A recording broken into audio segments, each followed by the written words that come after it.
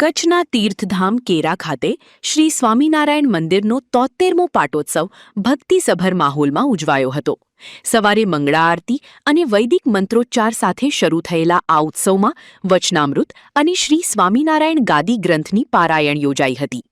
ભગવાનને ધરાવાયેલા ભવ્ય અન્નકૂટના દર્શન કરવા માટે સમગ્ર કચ્છમાંથી હરિભક્તોનું ઘોડાપૂર ઉમટ્યું હતું। આ પ્રસંગે આચાર્ય જીતેન્દ્રિય પ્રિયદાસજી સ્વામી મહારાજે આશીર્વચન પાઠવી યુવાનોમાં સંસ્કાર અને આધ્યાત્મિકતાના સિંચન પર ભાર મૂક્યો હતો। કાર્યક્રમ દરમિયાન દાતાઓ દ્વારા ઉદાર હાથે દાનની સરવાણી વહેવડાવાઈ હતી અને અંતમાં હજારો ભક્તોએ મહાપ્રસાદનો લાભ લઈ ધન્યતા અનુભવી હતી। આ પાટોત્સવ કેરા ગામ માટે ભક્તિ અને અનોખા ઉત્સાહનું પ્રતીક બની રહ્યો હતો। આ સેવકનું નામ છે સાધુ શ્રી વિશ્વમંગલદાસજી स्वामी, गुरु श्री मुक्त जीवनदासजी स्वामी बापा मणिनगर। અમે આ કચ્છની અંદર 1 મહિનાથી વિચરણ કરી રહ્યા છીએ અને એ પણ અનેક જીવોના કલ્યાણને માટે વળી જે ગામની અંદર પાટોત્સવ આવે છે એ બધા પાટોત્સવ કર્યા અને વિવિધ પ્રકારના ગ્રંથોની પારાયણો પણ કરી, જેવા કે વચનામૃત, રહસ્યાર્થ, પ્રદીપિકા ટીકા, શ્રી સ્વામિનારાયણ ગાદી ગ્રંથ અને શ્રી અબજી બાપાશ્રીની વાતો, આવા મોટા મોટા ગ્રંથોની પારાયણો પણ કરી છે।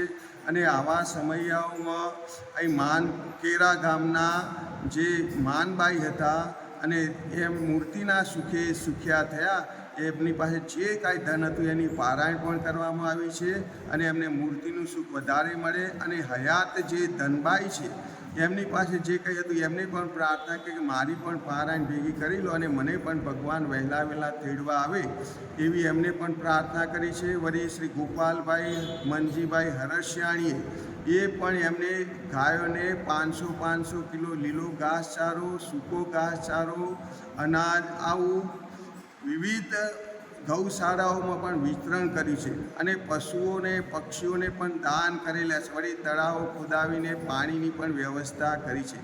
આ માટે સંતનું જીવન છે, પરોપકાર માટે છે, એ માટે આ બધું કરવામાં આવે છે। માટે આપણે પણ વિશેષ તે વિશેષ આવું સારું કાર્ય કરતા રહીએ ભેગા મળીને। એ ભગવાન બાપાને, સ્વામી બાપાના ચરણોમાં આજે કેરાના પાટોત્સવ પ્રસંગે પ્રાર્થના કરી। હું નરેન્દ્ર વિશ્રામ વાઘજીયાણી આ મંદિરનો પ્રેસિડેન્ટ છું ને આ કેરા મંદિરને આજથી 73 વર્ષ પહેલાં જ્યારે મૂર્તિ પ્રતિષ્ઠા થઈ, 73મા વાર્ષિક પાટોત્સવ નિમિત્તે આ મહોત્સવનું આયોજન કરવામાં આવ્યું છે। આ 3 દિવસના મહોત્સવમાં વચનામૃત ગ્રંથની પારાયણ, ગાદી ગ્રંથની પારાયણ તથા બાપાશ્રીની વાતોની પારાયણ તેમજ વિવિધ સેવાકીય પ્રવૃત્તિઓ થશે, જેમાં અલગ અલગ સંસ્થાઓને ડોનેશન આપવામાં આવશે તેમજ ધાર્મિક કાર્યક્રમો પણ રાખવામાં આવશે। એ નિમિત્તે આ પાટોત્સવ નિમિત્તે આ ઉત્સવનું આયોજન થયેલું છે ને આ ઉત્સવ સ્વામિનારાયણ ગાદીના આચાર્યની અધ્યક્ષતામાં ઉજવાઈ રહ્યો છે ને બધા જ 24 ગામના હરિભક્તો, સ્વામિનારાયણ સિદ્ધાંત સજીવન મંડળના બધા જ ગામના ભક્તો લાભ લઈ રહ્યા છે।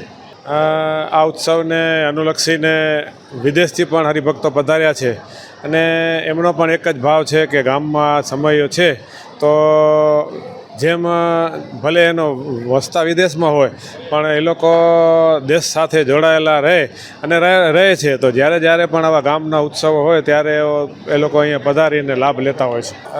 દાતા પરિવારો પારાયણના યજમાનો છે, પછી અન્નકૂટના યજમાનો છે, તેમ બધા જ દાતા પરિવારો તેમજ ગામના બધા જ સભ્યો સાથે મળી અને આ ઉત્સવનું આયોજન કરી રહ્યા છે।